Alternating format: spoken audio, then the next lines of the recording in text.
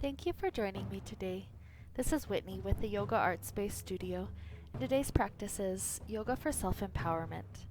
In this particular practice, there's 3 main poses that we'll be practicing, each of which have various degree of challenges. And so this allows us to really test our waters, to test how strong we feel today, to test what we're capable of, and to show us that we are powerful, we are able to do strong things. So we begin here coming up to a squat, plant the hands as wide as the shoulders, and then rest the knees on the backs of the triceps so that you can rock forward into a crow pose. Maybe one set of toes lift up, maybe both, trying to hold for a little while. Let it be a little bit of playtime. You're totally welcome to take several breaks, rolling the wrists out for a few seconds until they feel good. Maybe try one more set, trying to see if you can rise just as strong, just as steady as before.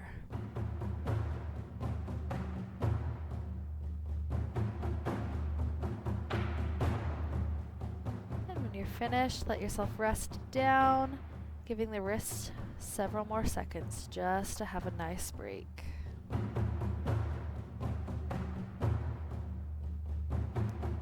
That was our first pose today. Our second pose, we'll start off with a down dog, transitioning into it.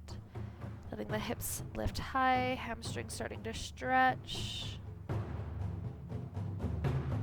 The right foot steps to the outside of the right hand. The back knee drops down. And we simply rest here, preparing our hips for what's to come soon. Enjoy a few good rounds of breath, aiming for about 5 total.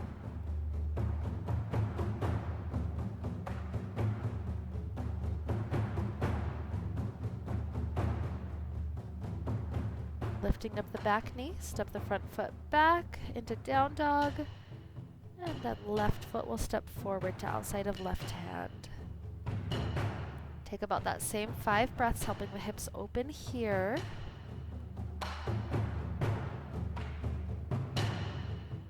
Where we're headed next will be jump switches, allowing ourselves to feel the power of the body, feel the core working, feel the strength. So that we prepare for that now, step the left foot back. Right foot begins these switches. We step the right foot to outside of right hand, and then jump the right foot back and left foot forward. And back. 9, back. 8, back. 7, back. 6, back. 5, and 4, and 3, 2,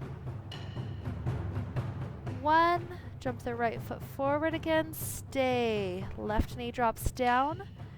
This time, as we sink the hips forward, we have a few options. The first option is simply lizard pose. Dropping down to elbows, feel the hips open even deeper. Try to feel the breath starting to calm after that jumping motion. The second option is playing with Koundinyasana. The right arm will need to wind under that right thigh, the thigh resting on the tricep. The left elbow tucks in, the belly rests on it. Scoot that right foot forward until it's free, and then both legs begin to take off. Sometimes the head rests on the ground, and that's fine, but try to find that balance, that perfect balance between upper body and lower body. When you're finished with that side, step the right foot back, left foot to outside of left hand, and same options, perhaps lizard, just resting, enjoying the hips opening. We all can start here no matter where you're headed. And if you feel like Koundinyasana today, left arm starts to wind under the left thigh, thigh rests on the tricep. Right elbow tucks in, scoot that left foot forward, and take off, lying in Koundinyasana pose. Feel the strength and the power of the body if you choose this option. And then come all the way back. Take a few breaths in a nice child pose. As we prepare for our last pose today, our last empowerment, will be dolphin pose. I'll present 3 options in total. We'll all start off with the first option. If anybody wants to progress to the second and third options, that's fine, but no need to. If you want to just stay and breathe in the first options, that's fine. So here we prepare. Elbows drop down, toes tuck under, hips lift up, and then walk the toes in as much as they can. This is the basic dolphin pose. Head does not rest down. In this version 1, we simply stay here. You start to feel the shoulders really working because you've walked the feet in as much as possible. So enjoy this lift, enjoy the strength, maybe another breath, and then take a little break in a child pose. Again, you're welcome to take version 1 for each of the 3 repetitions. Only if you want to take version 2. We all set up with the same dolphin pose now. Elbows down, hips up, walk the feet in. Second version would be to lift the right leg up to the sky, then left, right, then left, ultimately going for 5 leg lifts, 1 leg at a time. Each leg having a chance to go up and then down, up, then the other, up and down, for a total of 5.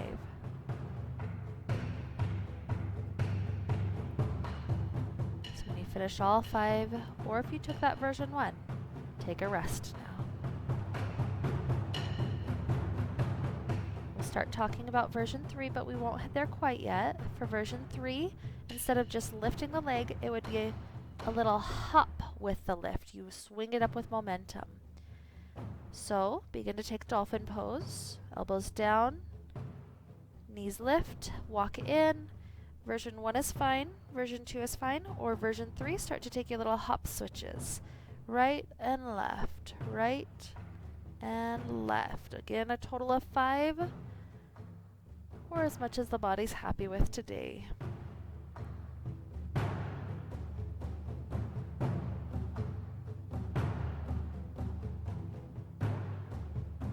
And after all 5 reps, take a little break.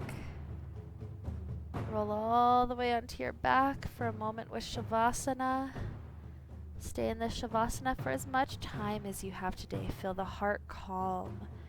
Feel the energy of the solar plexus pulsing. Just enjoying all that extra heat. Thank you for joining me today. This is Whitney with the Yoga Art Space Studio. May we all be filled with light and happiness and peace. Namaste.